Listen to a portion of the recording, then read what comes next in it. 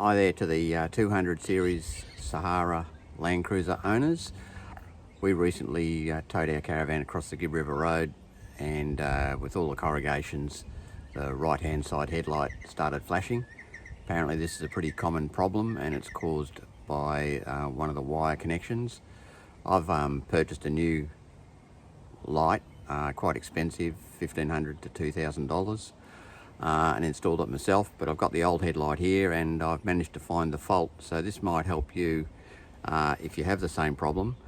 You might want to try, if you're getting your car serviced at a Toyota dealer, is get them to do it under warranty, because they will come to the party apparently on supply of the part but not the labour. So anyway, let's have a look at the headlight and see if I can fix it and show you how I did it. So the headlight comes out of the vehicle quite easily. There's only about 3 bolts that hold it in place, and then it sort of just slots in. Not hard to work out. Getting the headlight apart is another matter. So I've used a sharp knife like this fishing knife and cut into all the silicon all around the edge of it, slowly but surely working it from this end down to this end, where it sort of sits into a bit of a slot. Pretty slow process, but you take your time, not too hard. The silicon can then be pretty easily just pulled out of the all around it to clean it all up for later on. So let's take it apart and have a look at it.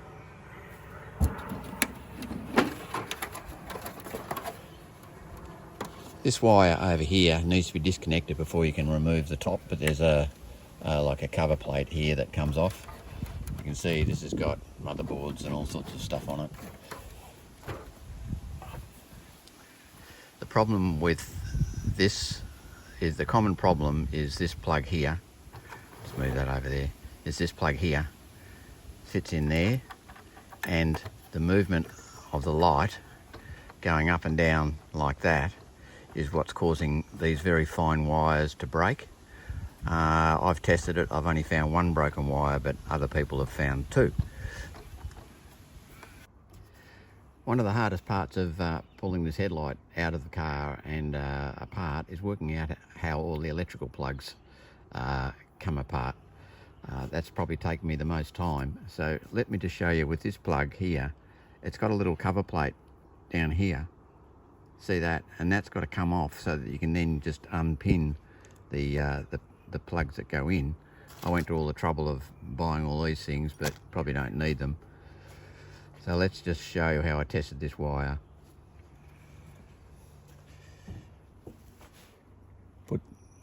Put the multimeter on continuous, laid bare some of the areas where I can put the tester on, held it against that wire there, stuck it on here. It's making a noise, and you can see how it's cutting out. And that's where the fault is. It's broken right there. So now I'll attempt to try and solder all that up and see if we can get it working properly.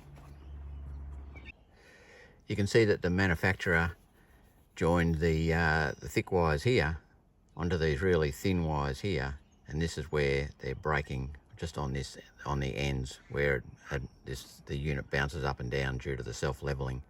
So I've taken this cover right off, and I'll put some more shrink wrap on all that once I've cleaned all this up and got it working again. Exposing the cover over the wire, you can certainly see where the end of it is broken against the connection. So here we've got all the fittings back into position after soldering up the broken one. I've added some shrink wrap to cover up where I've had to cut through all the insulation to test it all. Added some yellow plastic to recover the previous joints, and then I'll add some more red shrink wrap over the whole lot. So I've pulled the plug out completely from the unit, and I'm just going to tape the whole lot up so that it stops that bouncing up and down. So let's just do that. Oops.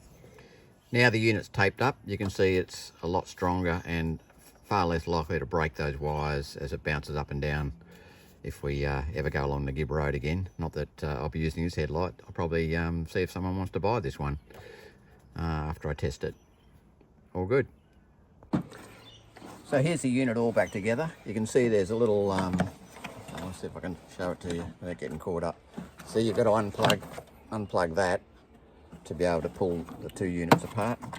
Make sure you start at this end when you unscrew it all, because you can see that it slots, this slots into that at the back. So you'll need unscrew the whole unit everywhere, screwdriver, and you're just going to have to start working the seal all the way around. And I suggest using a sharp knife like that, just clearly getting it in and slowly working the silicone all the way around, and then the silicone will all just pull out of clean out of the slots. I've got this together. It'll probably work. I haven't got anything to test it with, but I'm sure I found the fault with it. I haven't siliconed it. I'll leave that to the new owner just to have a look at it and check that they're happy with it all. And anyway, I hope this helps you sort out your problems with your 2016 to 21 Sahara headlight issue. Toyota have been really good to me, so I have got no complaints about them, because I got a new steering wheel and all the injectors done out of warranty. But if you're nice to them, they might even replace this for you under warranty. All the best.